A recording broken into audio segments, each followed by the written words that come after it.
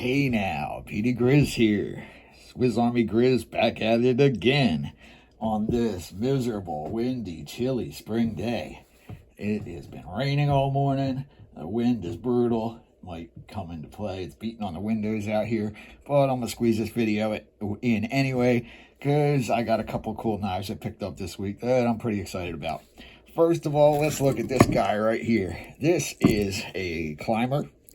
Got it for $4. And really, this just goes to the reason I bought this is because it has the back shield. You know, normally the shield is on this side, but sometimes on advertising knives, they move the shield to this side so they can take up the whole side with the logo. So what I usually do with these is find another shield and make a double shield knife, which I think always looks cool when you got two of the shields on it, you know.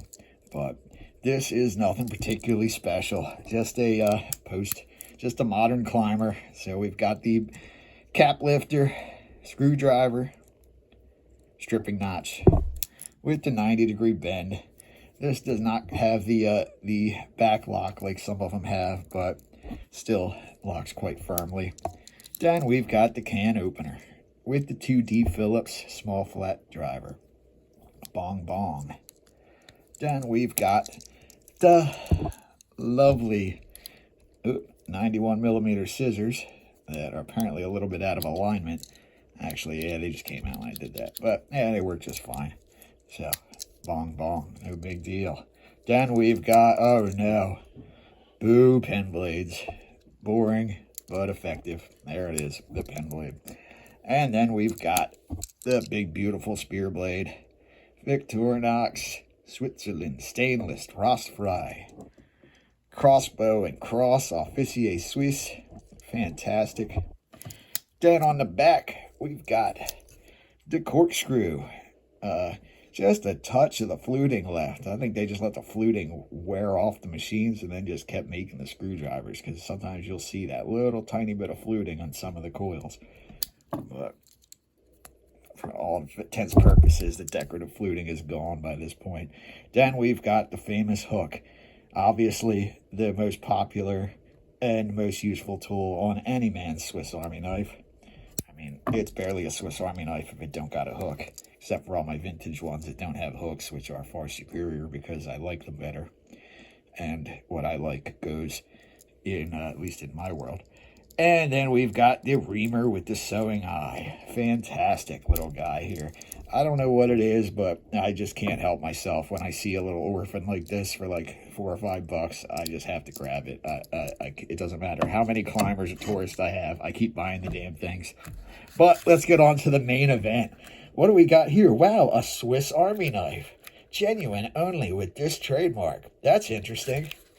Unconditionally guaranteed. Made in Germany. Wait, Swiss Army knife. Product of Overland Company, Los Angeles, California. Made in Germany. What in the hell is going on here? All right, let's check it out.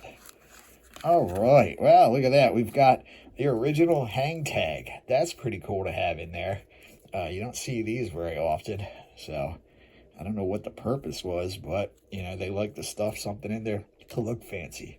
And look at that inlay, Overland. I think Overland is still a brand of, like, generic outdoor clothing and stuff to this day. I might be wrong about that, but I'm pretty sure they were just a brand, a subsidiary of an American company that they put on all kinds of products. Obviously, based in Los Angeles, California, and contracting this knife out of Germany. Now, at a glance, this looks to be a fairly quality knife. You've got the big, I mean, I wouldn't call these bird's eye rivets, even though they do have a washer around the rivet, but I think they're bird's eye when you can see when there's two different materials used. So, like, you have a nickel silver pin and a brass washer, or vice versa. We've got the slightly decorated bail there. A very solid corkscrew. Nothing wrong with that. Brass liners, that's beautiful. Brass pins. The machining on the back is perfect, perfectly flush all the way across the back. Then we've got the quarter round awl.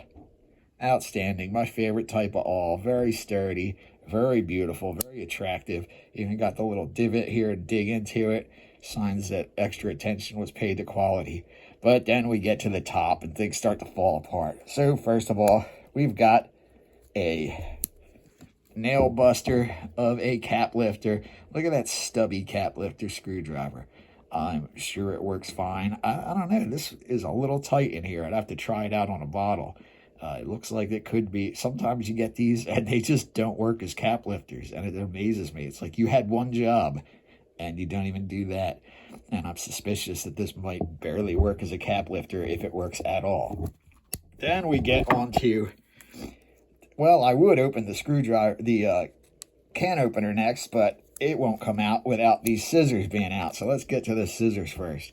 And there we have the hump of doom. When you see that hump, yeah, it's a mark that you're dealing with junk usually. Actually, I mean, the scissors work just fine. They're pretty tight. I'm sure they cut paper just fine and do their job. But, you know, aesthetically not very pleasing. Kind of clunky looking, unnecessarily so. They don't want to close properly on their own.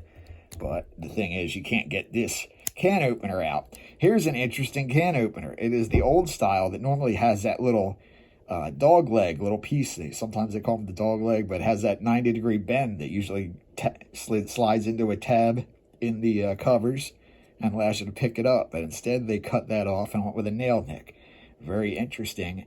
Also interesting is the fact that you cannot open it without the scissors out, which is just a sign of poor design. So often that's where the clones go wrong. They're quality knives until they start adding a third or a fourth layer.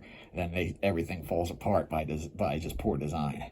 So then next we've got beautiful little clip blade, stainless. I think it says 412, I believe, is the number on there. Probably the pattern number for this model. And then we've got the big bold spear blade, Overland, Solingen, Germany.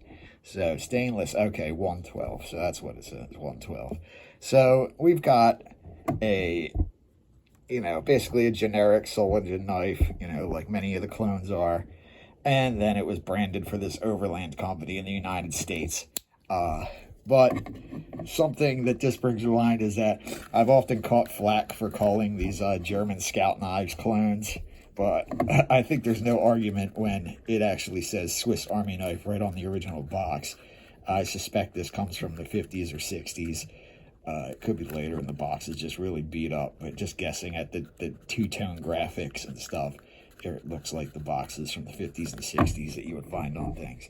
But, you know, comparable to a modern climber, tad shorter. It's basically in between the 84 millimeter and 91 millimeter length. So something like 88 millimeters, 90, you know, something like that. I'm just guessing. I mean, those measurements aren't that really important to me. If you want to get a micrometer out there and measure it, be my guest.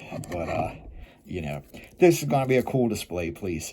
I think there's, you know, the clones often are just as interesting to me as the original ones, because these companies went to great lengths to copy Swiss Army knives and to catch the eyes of people who wouldn't necessarily know the difference.